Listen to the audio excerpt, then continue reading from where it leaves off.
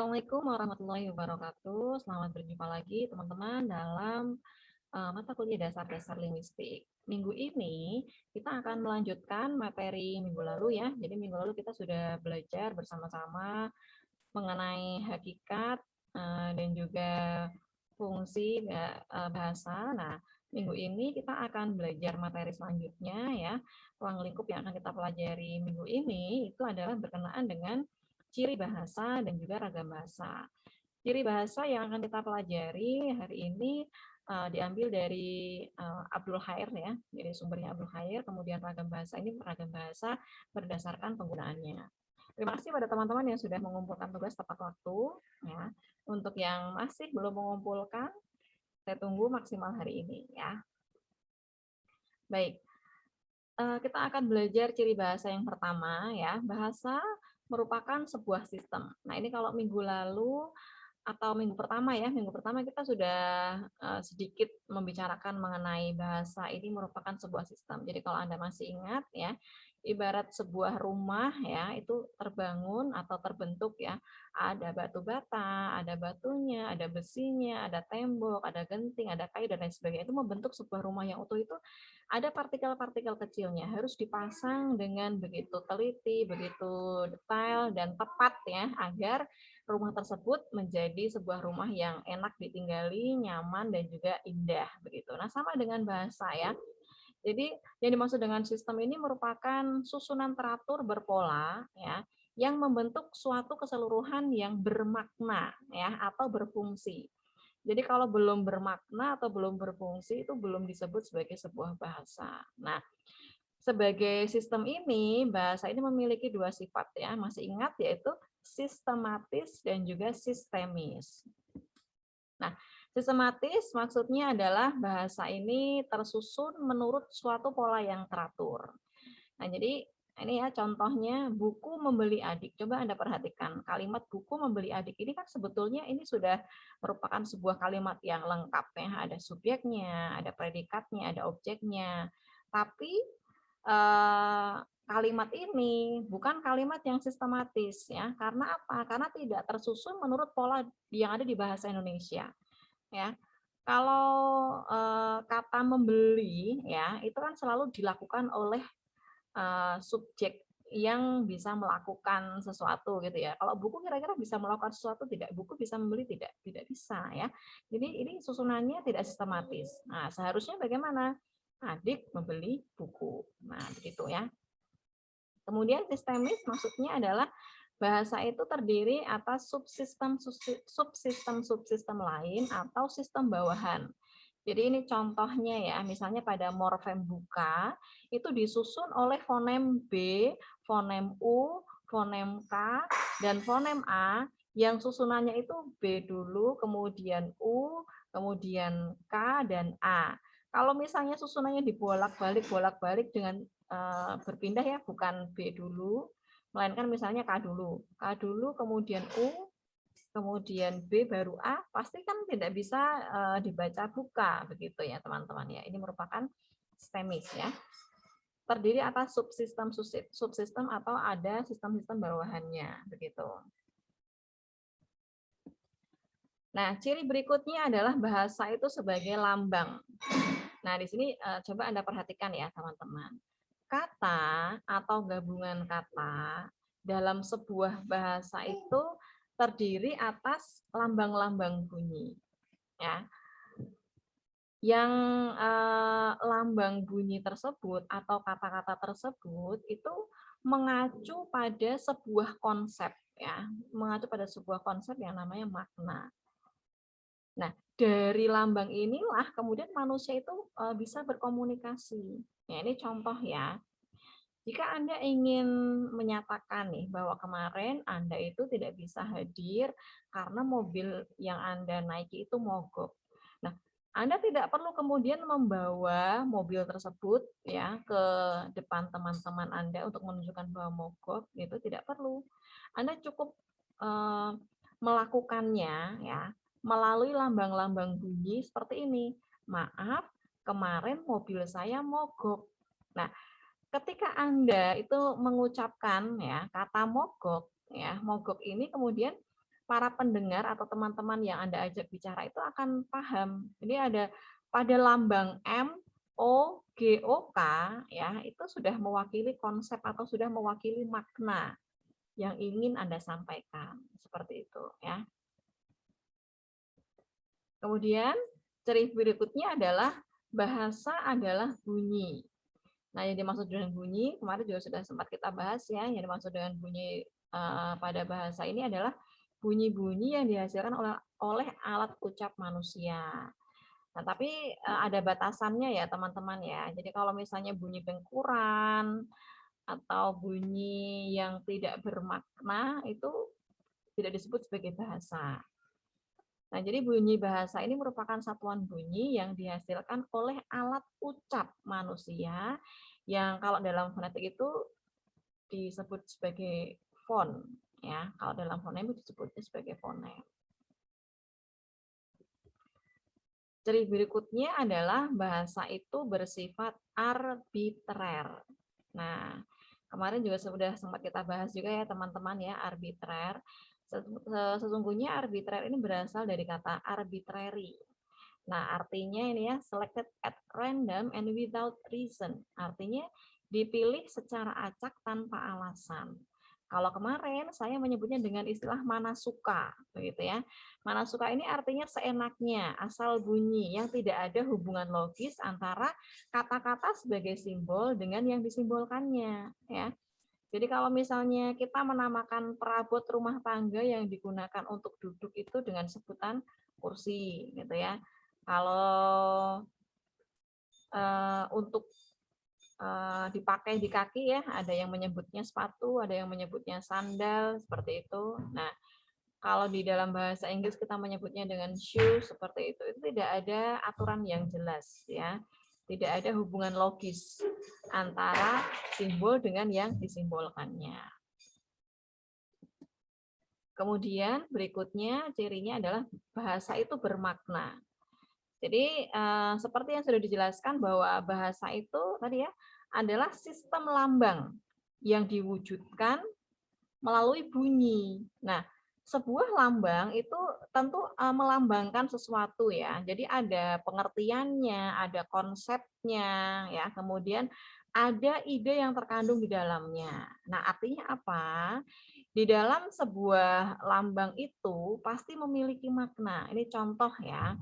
Ada lambang bahasa yang wujud bunyinya itu kuda. Nah, lambang ini mengacu pada ini ya, binatang berkaki 4 yang biasa ditunggangi. Nah, jadi konsep itu dihubungkan dengan benda yang ada di dunia nyata ya. Jadi lambang bunyi kuda ya, itu mengacu pada konsep tadi binatang berkaki 4 yang biasa ditunggangi. Kemudian ciri berikutnya adalah bahasa itu konvensional. Ya. Kalau kita hubungkan dengan arbitrer tadi ya, itu bahwa bahasa kan tidak ada hubungan logis ya antara lambang dengan yang dilambangkannya. Ya. Nah, bagaimana kemudian itu menjadi sebuah patokan ya? Kenapa sih kok namanya itu sepatu ya? Kenapa kok di sana namanya shoes gitu ya? Karena ini konvensi ya, sebuah konvensi, sebuah kebiasaan. Jadi anggota masyarakat pengguna bahasa itu ya, itu mematuhi aturan atau mematuhi konvensi bahwa lambang tersebut digunakan untuk mewakili konsep tertentu gitu ya. Kalau misalnya tidak ditaati bagaimana? Akan terjadi ini hambatan dalam komunikasi. Jadi misalnya kita selama ini menyebut tadi ya benda yang biasa dipakai untuk duduk itu misalnya kursi gitu. Nah, saya mau duduk di kompor misalnya. Itu kan akan terjadi sebuah kekacauan ya. Padahal maksudnya benda yang buat duduk itu kursi. Kalau disebutnya kompor, pasti orang akan berpikiran, loh, ini orangnya aneh nih, masa mau duduk di atas kompor, kan begitu ya. Jadi konvensi itu artinya ini ya, sebuah aturan ya dalam sebuah masyarakat pengguna bahasa. Jadi mengapa ada shoes, mengapa ada sepatu, yaitu karena ada konvensi tadi ya.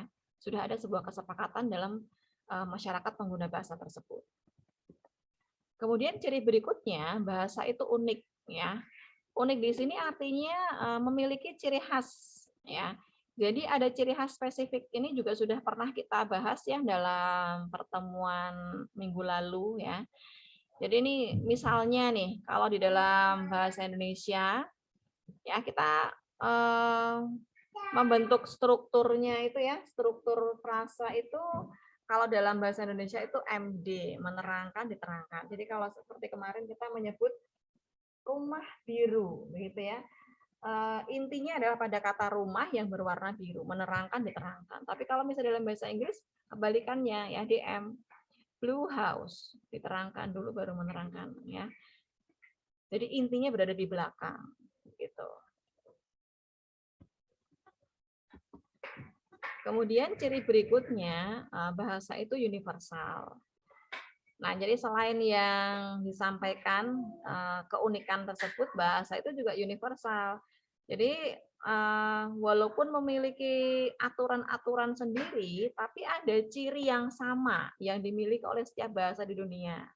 Misalnya ini ya, contohnya bahwa setiap bahasa itu memiliki kata-kata berkategori, misalnya nomina, verba, adjektiva. Itu kan setiap, walaupun di bahasa Inggris, bahasa Indonesia, bahasa Arab kan ada gitu ya, nomina, verba, adjektiva, adverbi itu ada gitu ya.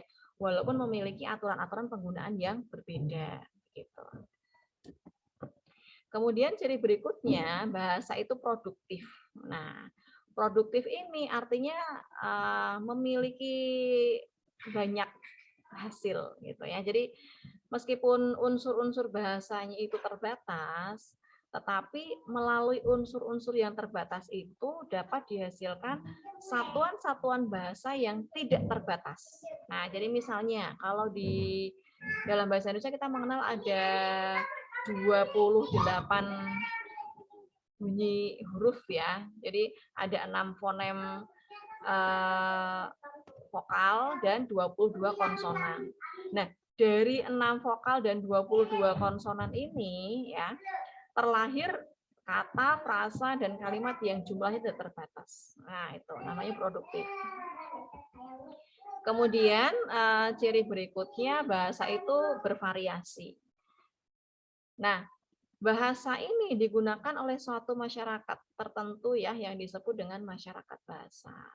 Nah, masyarakat bahasa Indonesia itu adalah sekelompok orang yang memiliki dan juga menggunakan bahasa Indonesia. Nah, setiap anggota masyarakat ini kan atau setiap pengguna bahasa Indonesia ini kan pasti memiliki latar belakang yang berbeda-beda ya, mulai dari pekerjaan yang berbeda, tempat tinggal yang berbeda, kemudian pendidikan yang berbeda. Nah, keragaman-keragaman ini kemudian menimbulkan variasi bahasa. Jadi misalnya begini, Anda ini kan kita tinggal di Semarang ya, kita menuturkan bahasa Jawa gitu ya.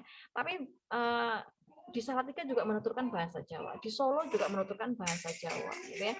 Di Tegal menggunakan bahasa Jawa, di Banyumas juga menggunakan bahasa Jawa. Kita karena tinggal pada satu teritorial ya, yaitu Jawa Tengah kan begitu, menggunakan bahasanya bahasa Jawa.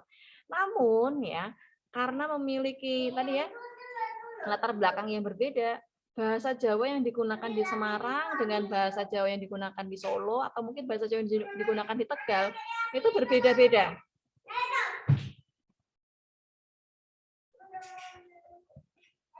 Berbeda-beda memiliki ciri khas masing-masing ya, baik itu dialeknya ya atau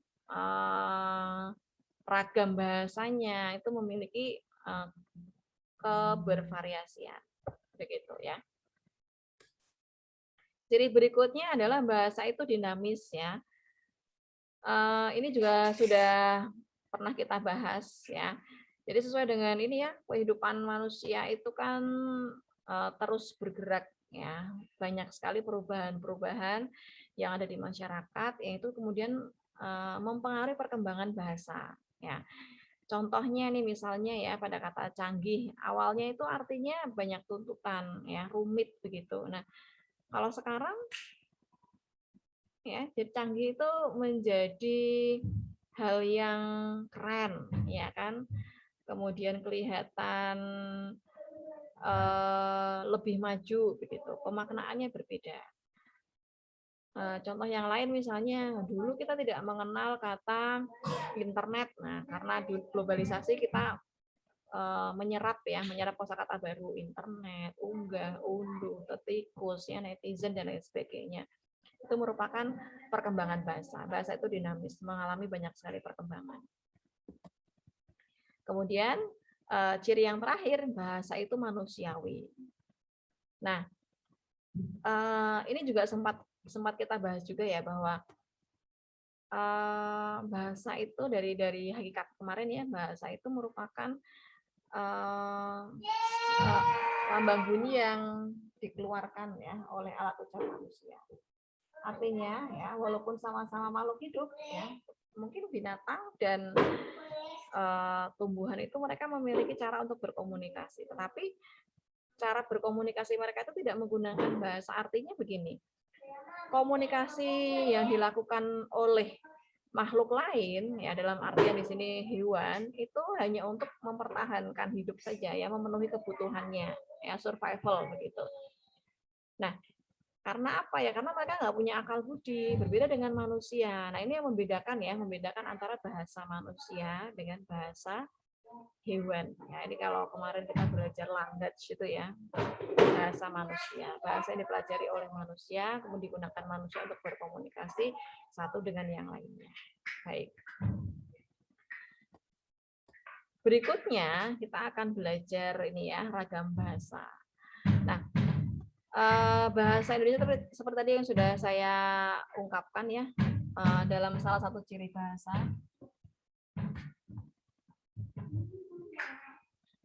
Bahwa pengguna bahasa itu memiliki latar belakang yang berbeda, budaya yang berbeda, pendidikan yang berbeda ya.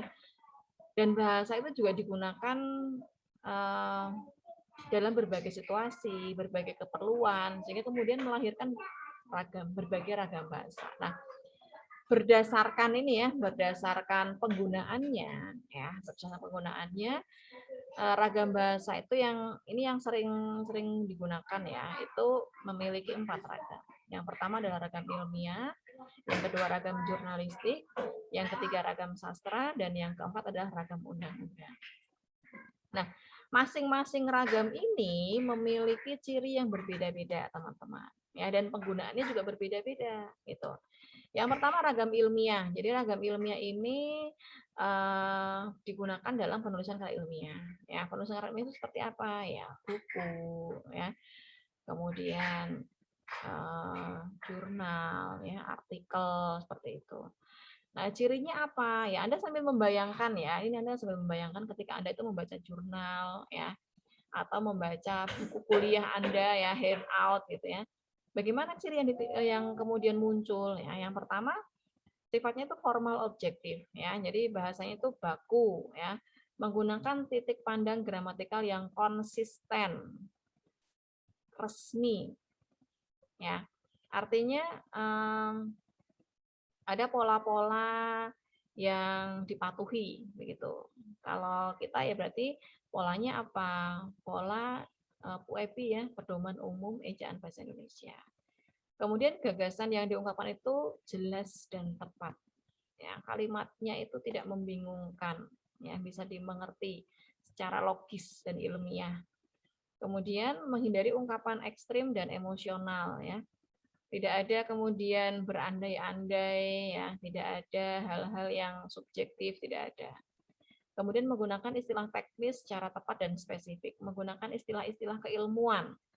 Ya, jadi mungkin ada istilah-istilah asing, istilah-istilah keilmuan. Nah, itu contoh dari ragam ilmiah. Kemudian ragam berikutnya adalah ragam jurnalistik. Nah, kalau ini Anda juga bisa sambil membayangkan ketika Anda membaca koran atau majalah ya, teman-teman ya. Jadi ragam bahasa jurnalistik ini digunakan di media massa seperti koran, majalah maupun media online. Cirinya ini komunikatif, sederhana, dinamis, dan demokratis. Nah, coba Anda bandingkan ketika Anda itu membaca jurnal dibandingkan dengan membaca koran. Pasti berbeda kan bahasa yang disampaikan. Ketika Anda membaca koran, ya, tanpa Anda harus berpikir panjang, ya, tanpa Anda harus berpikir 2 kali, Anda sudah bisa langsung memahami. Oh, peristiwa ini terjadi di mana, peristiwanya apa, kemudian siapa ya yang terlibat di dalamnya, itu sudah jelas tanpa Anda harus berpikir berkali-kali. Tapi kalau misalnya ragam ilmiah, Anda harus berpikir dulu, Anda harus mencerna dulu. Apa sih yang diinginkan kalimat ini? Apa sih yang diinginkan oleh istilah-istilah yang diungkapkan dalam buku ini? Begitu. Kemudian ragam berikutnya adalah ragam sastra. Nah, ragam sastra ini beda lagi ya teman-teman ya. Ini sambil Anda bayangkan ketika membaca cerpen atau membaca novel ya. Ada hal unik ya dalam ragam sastra ini. Jadi ragam sastra itu bersifat kreatif. Nah, dalam penciptaannya ada sebuah aturan ya di dalam karya sastra itu namanya lisensia poetica. Nah, jadi penulis karya sastra itu mereka boleh melanggar aturan ya dalam membuat kalimat ya. Untuk apa? Untuk mencapai keindahan. Jadi misalnya kalau Anda tidak harus SPOK gitu ya. Yang penting bahasa yang disampaikan itu indah. Seperti puisi ya mau dibolak-balik seperti apa ya nggak apa-apa gitu ya. Nah, ini cirinya ya, kreatif, banyak gaya bahasa, maknanya denotatif dan juga konotatif, dan kata-katanya tidak baku begitu. Kemudian berikutnya yang terakhir adalah ragam undang-undang. Ini juga berbeda lagi ya. Jadi kalau ragam undang-undang ini digunakan pada undang-undang dan juga produk hukum. Kalau Anda baca lagi ya misalnya sebuah aturan ya atau SK gitu kan pasti ada bahasa-bahasa khusus menimbang, kemudian berdasarkan apa gitu kan itu jelas ya, bahasa polanya sama gitu loh. Jadi cirinya menjaga akurasi makna, menggunakan konsideran, menggunakan istilah khusus ya dalam bidang hukum begitu. Setiap ragam itu memiliki ciri masing-masing, begitu ya teman-teman. Baik, nanti sampai di sini dulu materi hari ini. Kalau Anda ada pertanyaan boleh disampaikan melalui grup kelas atau melalui forum yang ada di Elena. Nah, untuk penugasan sendiri, ini nanti silakan Anda kerjakan tugas 4 yang sudah saya cantumkan di Elena. Tugas 4 ini berkenaan dengan materi minggu depan ya, yaitu materi fonologi. Baik, terima kasih atas perhatian Anda. Saya akhiri. Semoga bisa dimengerti dengan baik ya. Wassalamualaikum warahmatullahi wabarakatuh.